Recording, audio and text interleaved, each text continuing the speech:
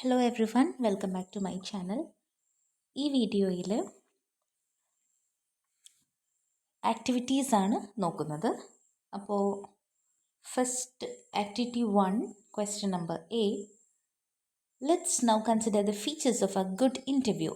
നല്ല ഒരു ഇൻ്റർവ്യൂ എന്ന് പറഞ്ഞു കഴിഞ്ഞാൽ അതിലെന്തൊക്കെ കാര്യങ്ങൾ വേണം? Okay, features of good interview എന്തൊക്കെയാണെന്ന് നോക്കാം. ഇവിടെ ഓൾറെഡി തന്നിട്ടുണ്ട്. Rapport between interviewer and interviewee. ഇൻ്റർവ്യൂവറും ഇൻ്റർവ്യൂവും തമ്മിൽ നല്ലൊരു റാപ്പ് വേണം. അതായത് അവർ രണ്ടുപേരും തമ്മിൽ കീരിയും പാമ്പും പോലെ ആയിരിക്കരുത്, നല്ലൊരു കണക്ഷൻ വേണം. അതാണ് ആദ്യം പറയുന്നത്. പിന്നെ ഒരു കോൺവെർസേഷണൽ സ്റ്റൈൽ വേണം. അതായത് രണ്ടുപേര് സംസാരിക്കുമ്പോൾ ഉള്ള ആ ഒരു സ്റ്റൈലില്ലേ, കോൺവെർസേഷൻ്റെ സ്റ്റൈൽ എങ്ങനെയാണോ അതേപോലത്തെ ഒരു സ്റ്റൈൽ വേണം ഇൻ്റർവ്യൂവറും ഇൻ്റർവ്യൂവിയും തമ്മിൽ സംസാരിക്കുമ്പോൾ. അങ്ങനെയൊരു ഇത് വേണം സംസാരിക്കാൻ. ഇനിയുള്ള പോയിൻറ്റ്സ് നമ്മൾ എഴുതണം. Clear objectives. ഒരു ഇൻ്റർവ്യൂ നടത്തുമ്പോൾ അതിന് കൃത്യമായിട്ടുള്ള ഒബ്ജക്റ്റീവ്സ്, ലക്ഷ്യങ്ങൾ വേണം. Next one, active listening. Question ആരോടാണോ ചോദിക്കുന്നത്, ഓക്കെ, ലിസ്ണർ നന്നായിട്ട്, അതായത് എൻ്റെ ഇൻ്റർവ്യൂവി നന്നായിട്ട് ചോദ്യം കേൾക്കണം ഇൻ്റർവ്യൂവർ ചോദിക്കുമ്പോൾ. അതുപോലെ റിപ്ലൈ പറയുന്നതും നല്ല കൃത്യമായിട്ട് ഇൻ്റർവ്യൂവറും കേട്ടിരിക്കണം. ആക്റ്റീവ് ലിസണിങ് വേണം രണ്ടുപേരും. നെക്സ്റ്റ്, ഓപ്പൺ എൻഡഡ് ക്വസ്റ്റ്യൻസ് ആയിരിക്കണം. അതായത് ഒരു ക്വസ്റ്റ്യൻ ചോദിച്ചു കഴിഞ്ഞിട്ടുണ്ടെങ്കിൽ അതിൻ്റെ ആൻസർ ഇൻ്റർവ്യൂവിക്ക് ഇഷ്ടമുള്ള രീതിയിൽ പറയാൻ പറ്റണം. അല്ലാണ്ട് ഇന്ന ആൻസർ മാത്രമേ അതിൽ ഉണ്ടാകാൻ പാടുള്ളൂ, ആ രീതിയിലേക്ക് ആക്കി കൊടുത്തേക്കരുത്. പിന്നെ ഓൾറെഡി പറഞ്ഞ പോയിന്റ് ഒന്നുകൂടി എഴുതി. റാപ്പോ ബിറ്റ്വീൻ ഇൻ്റർവ്യൂവർ ആൻഡ് ഇൻ്റർവ്യൂവി അതിൽ ഓൾറെഡി പറഞ്ഞ പോയിന്റാണ്. Fifth point, non judgemental attitude. ചോദ്യം ചോദിച്ചു കഴിഞ്ഞാൽ ആൻസർ പറയുമ്പോൾ ജഡ്ജ് ചെയ്യുന്ന പോലത്തെ ആറ്റിറ്റ്യൂഡ് ആയിരിക്കരുത്. ദെൻ എംപതി വേണം. അതായത് ചോദ്യം ചോദിക്കുന്ന ആൾക്ക് ആൻസർ പറയുന്ന ആൾ ഒരു എംപതി അയാളോട് വേണം. അല്ലാതെ അതായത് അയാളുടെ സ്ഥാനത്ത് ഞാനായിരുന്നെങ്കിൽ എന്നുള്ള ചിന്ത വേണം. വായി തോന്നിയത് എല്ലാ ചോദ്യങ്ങളും ചോദിച്ച് അയാളെയും വിഷമിപ്പിച്ച് ലാസ്റ്റ് ഇൻ്റർവ്യൂ കഴിയുമ്പോഴേക്കും കരയിപ്പിച്ച് വിടരുത്. Then flexibility. ഒരു ക്വസ്റ്റ്യൻ ചോദിക്കുമ്പോൾ അതിൻ്റെ അനുസരിച്ച് ആൻസർ പറയട്ടെ. ആ ഒരു ആൻസർ പറയുമ്പോൾ എന്തെങ്കിലുമൊക്കെ ഫ്ലെക്സിബിളായിട്ട് തന്നെ, അതായത് ആ ചോദ്യത്തിന് ഇന്ന ആൻസർ മാത്രമേ പാടുള്ളൂ. ആ ഒരു ആൻസർ കേട്ട് കഴിയുമ്പോൾ പിന്നെ ആ ക്വസ്റ്റ്യൻസ് ചോദിക്കുന്ന ആളിൽ ക്വസ്റ്റ്യൻസിൽ എന്തെങ്കിലും ഫ്ലെക്സിബിലിറ്റി വരുത്താൻ ആവശ്യമാണെങ്കിൽ അത് വരുത്തണം. അതായത് ഇപ്പോൾ ഒരു ക്വസ്റ്റ്യൻ ചോദിക്കുമ്പോൾ ആൻസർ പറയുന്ന ആൾക്ക് ആ ക്വസ്റ്റ്യനോട് താല്പര്യമില്ല എന്നാണെങ്കിൽ പിന്നെ ആ ക്വസ്റ്റ്യൻ മാത്രം റിലേറ്റഡ് ആക്കി കണക്ട് ചെയ്ത് ചോദ്യങ്ങൾ ചോദിക്കരുത്.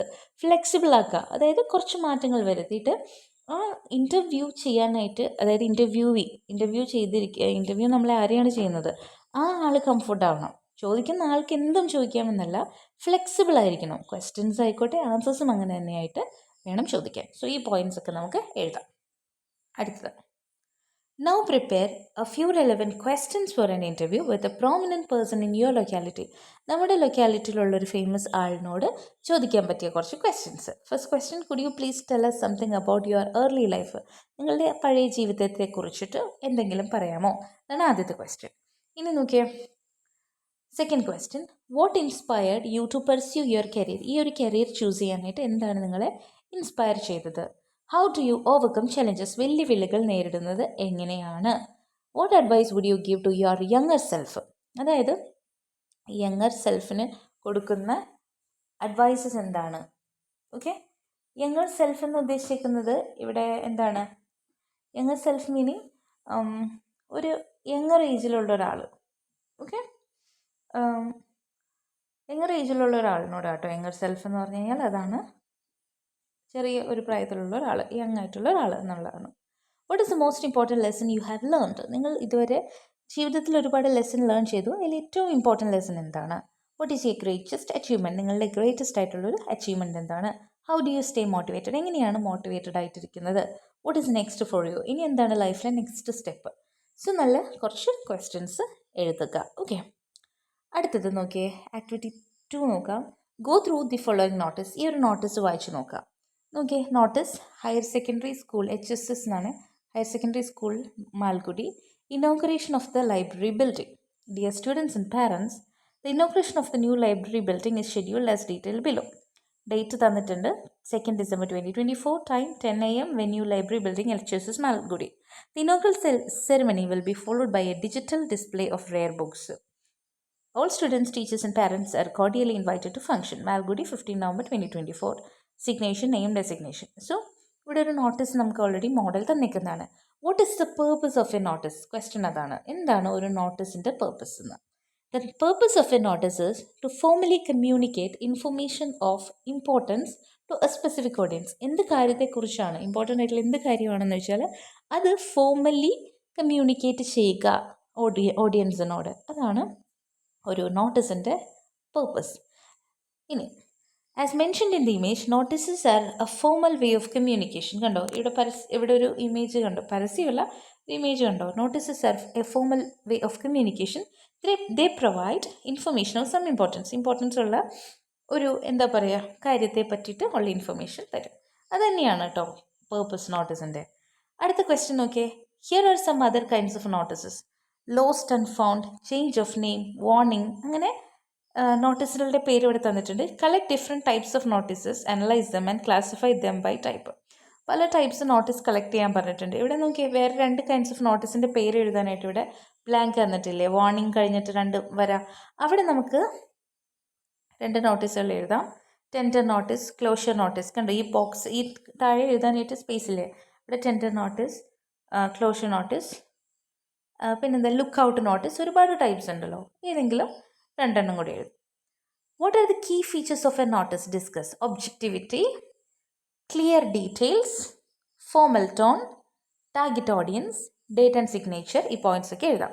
ഒബ്ജക്റ്റിവിറ്റി എന്ന് പറഞ്ഞാൽ ഒരു ഒബ്ജക്റ്റീവായിട്ടുള്ള രീതിയിലായിരിക്കും ഇൻഫർമേഷൻ കൊടുക്കുക. ക്ലിയർ ഡീറ്റെയിൽസ് ഉണ്ടാവും, അതായത് ഇവൻറ്റിൻ്റെ ഡേറ്റ്, ടൈം, വെന്യൂ ഒക്കെ ഉണ്ടാവും. ഫോർമൽ ടോൺ, ഫോർമലി ആയിരിക്കും നോട്ടീസിലെ കാര്യങ്ങൾ എഴുതിയിട്ടുണ്ടാവുക. ഫ്രണ്ട്സിന് എഴുതുന്ന പോലെയല്ല എഴുതാം. ടാർഗറ്റ് ഓഡിയൻസ്, ആർക്ക് വേണ്ടിയിട്ടാണ് ഈ നോട്ടീസ് എന്നുള്ളത് അതിലുണ്ടാവും. അത് ഏത് ഗ്രൂപ്പിനാണ്, സ്റ്റുഡൻസ്, ടീച്ചേഴ്സ്, പാരൻസ് ആണോ എന്നൊക്കെ. ദെൻ ഡേറ്റ് ആൻഡ് സിഗ്നേച്ചർ എന്ന് പറഞ്ഞിട്ടുണ്ടെങ്കിൽ എന്നാണ് ഈ ഡേറ്റ്, ഈ നോട്ടീസ് ഇഷ്യൂ ചെയ്ത ഡേറ്റ് എന്നും സിഗ്നേച്ചറും ഡെസിഗ്നേഷനും ഉണ്ടാവും, അത് ആര് ഇഷ്യൂ ചെയ്താണ് എന്നുള്ളതിൻ്റെ. സോ ഇതൊക്കെയാണ് നോട്ടീസിൻ്റെ ഫീച്ചേഴ്സ്. അടുത്തത് നോക്കാം. അപ്പോൾ ആക്ടിവിറ്റി 2ൽ ഓൾറെഡി ബി ചെയ്തു. പിന്നെയുള്ള 3 CDE നെക്സ്റ്റ് വീഡിയോയിൽ ചെയ്യാം. ഓക്കെ, ബാക്കി ക്വസ്റ്റ്യൻസ് നമുക്കിപ്പോൾ നോക്കാം. Activity 3, human animal conflicts and extreme weather events such as flash floods and landslides are on the increase today. അല്ലേ, ഹ്യൂമൻ ആനിമൽ കോൺഫ്ലിക്ട്സും അതേപോലെ വെതർ റിലേറ്റഡ് ആയിട്ടുള്ള കാര്യങ്ങൾ, ഫ്ലഡ്, ലാൻഡ് സ്ലൈഡ് ഒക്കെ ഇപ്പോൾ കൂടുതലാണ്. Try to list some of the probable causes of these events. ഇതൊക്കെ ഉണ്ടാവാനുള്ള കാരണങ്ങൾ എന്തൊക്കെയാണ് എന്നുള്ളത്, പ്രോബബ്ലി എന്തൊക്കെയായിരിക്കാം എന്നുള്ളത് എഴുതണം. മിസ്യൂസ് ഓഫ് ലാൻഡ് ഇവിടെ തന്നിട്ടുണ്ട് അല്ലേ, നമ്മളൊരു ലാൻഡ് മിസ്യൂസ് ചെയ്യുന്നത്, ബാക്കി നമ്മൾ എഴുതണം.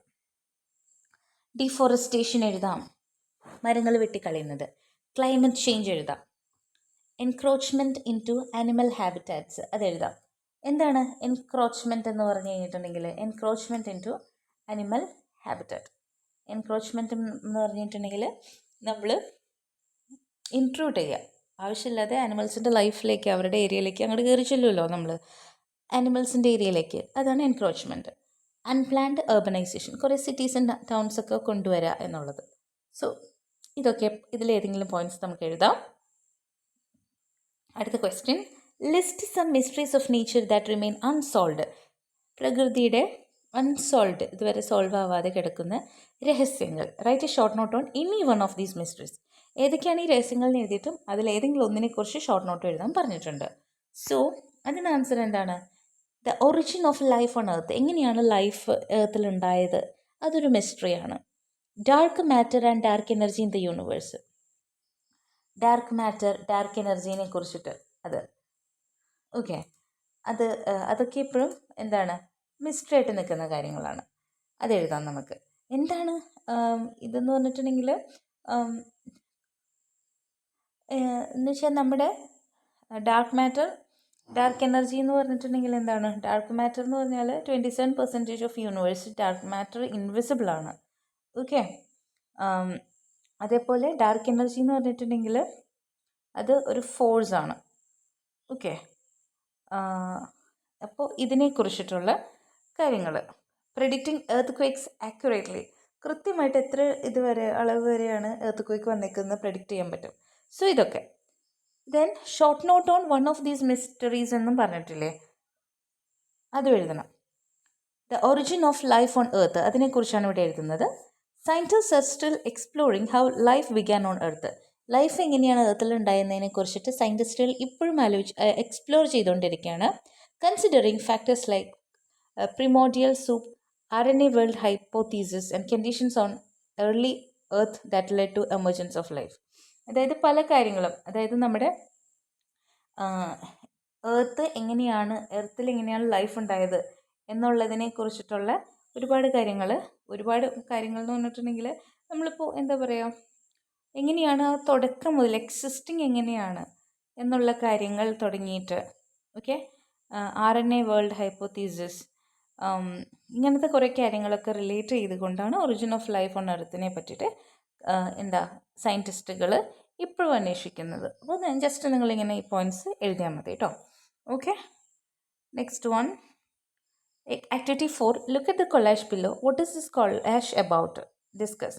കൊളാഷ് എന്ന് പറഞ്ഞു കഴിഞ്ഞാൽ എന്താ? A piece of art made by sticking various materials such as photographs and pieces of paper or fabric on to a hard surface. അപ്പോൾ ഒരു ഹാർഡ് ആയിട്ടുള്ളൊരു സർഫേസിൽ പിക്ചേഴ്സും ഫോട്ടോസൊക്കെ പീസ് ഓഫ് പേപ്പറൊക്കെ പേസ്റ്റ് ചെയ്യുന്നു, ഒട്ടിക്കുന്നു.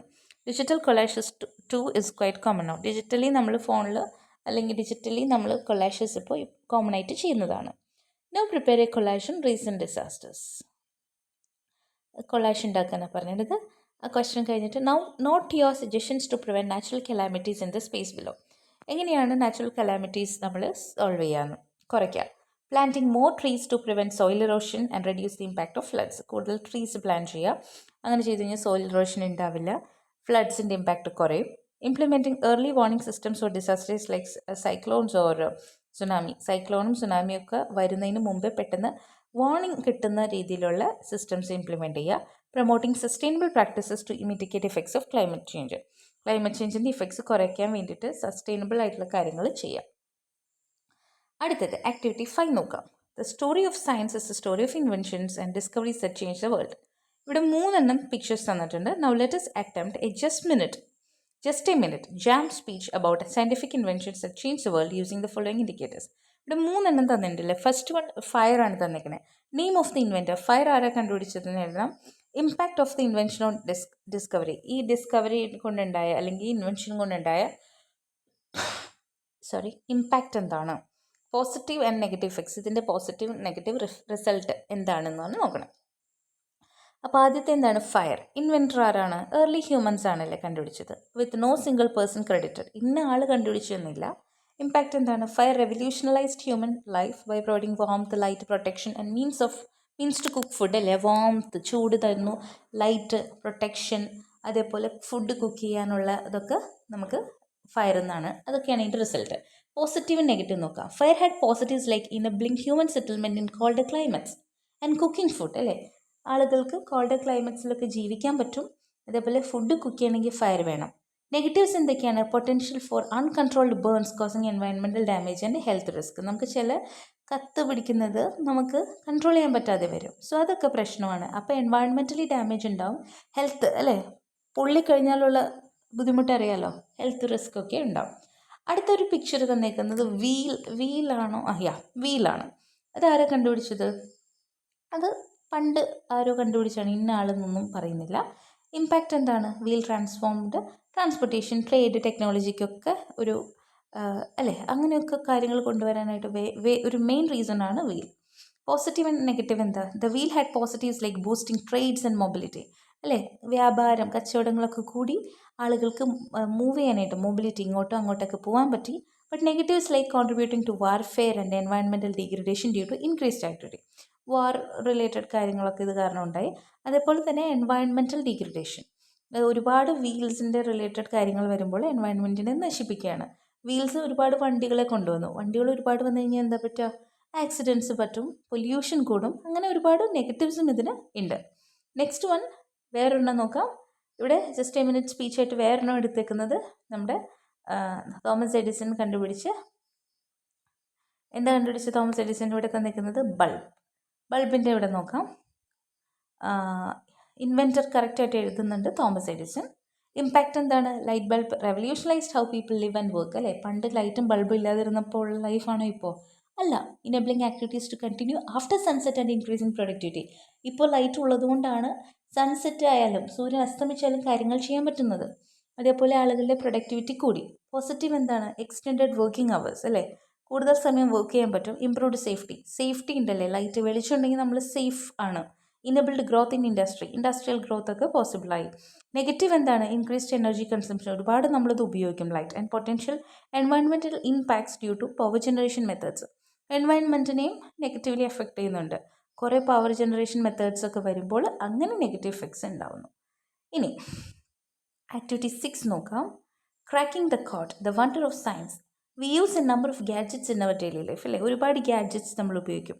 പിക്ക് any gadget of your choice and describe its features. ഏതെങ്കിലും ഒരു gadget എടുത്തിട്ട് അതിൻ്റെ ഫീച്ചേഴ്സ് എഴുതാനും പറഞ്ഞാണ്.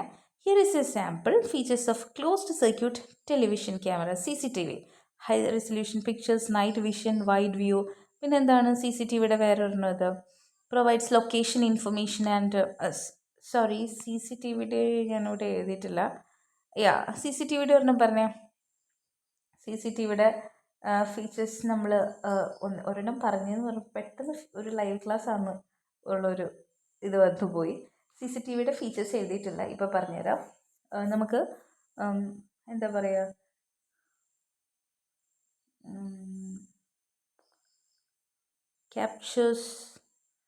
it captures the video, it can store the footage, അത് എഴുതാം. ഇറ്റ് സ്റ്റോർസ് ദ ഫൂട്ടേജ് എന്ന് എഴുതാം. പിന്നെന്താണ്, ഈ 2 പോയിൻറ്റ്സും എഴുതിയാൽ മതി.